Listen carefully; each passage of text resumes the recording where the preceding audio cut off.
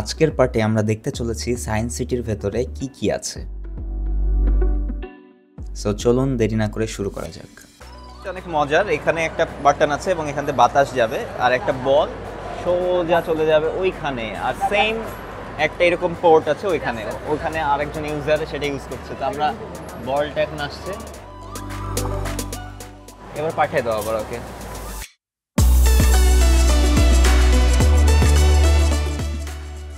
বলটা চলে গেল,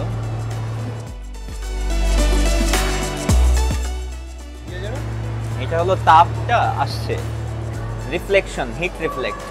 সুইচটা টিপতে হবে তাহলে পাবে, সুইচটা ছেড়ে দিলে তাহলে আবার থেমে যাবে। এরপর আমরা এখন যাচ্ছি হলো ইয়ার ব্রেন হ্যান্ড কোঅর্ডিনেশন।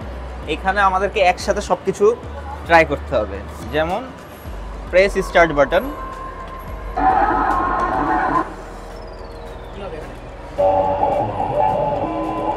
এখানে হলো আমার ব্রেন আমার হাত একসাথে কাজ করছে কিনা এটা।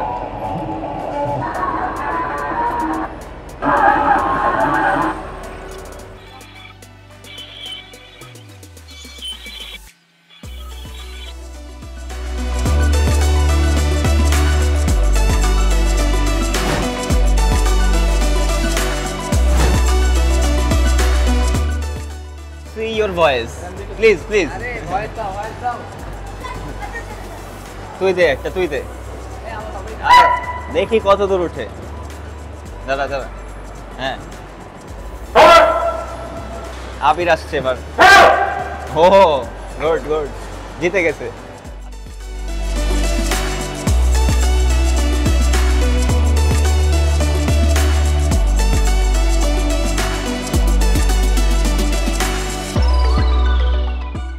এখন আমরা স্পেস সেন্টারে চলে আসছি।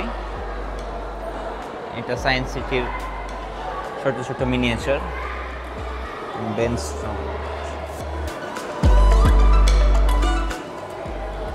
অনেক সুন্দর সায়েন্স সিটিটা, আসলে আপনাদের আসা উচিত, অনেক কিছু দেখার জিনিস আছে এখানে।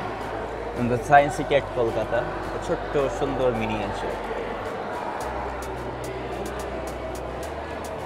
এখানে আমরা দেখছি এখন, আচ্ছা ছোটবেলায় আমরা এইটা বানাতাম, সেটা হলো তিনটা প্লাস্টিক শিট এরকম একটা অ্যাঙ্গেলে করার পর নিচে যদি ফোনের ডিসপ্লে কোনো ভিডিও দেখানো হতো সেটা মনে হতো হলোগ্রাফিক, লাইক এটা আমি ছুঁতে পারবো এরকম লাগে।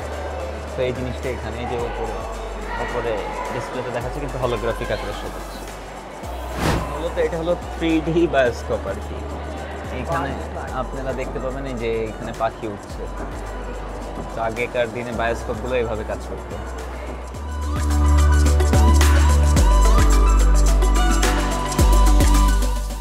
তো আজকের ভিডিওটি এই পর্যন্তই ছিল। আশা করি সবার ভালো লেগেছে। ভালো লাগলে অবশ্যই লাইক দিন এবং শেয়ার করুন, এবং পরবর্তী পার্টে দেখা হবে কলকাতার আয়নাঘরে।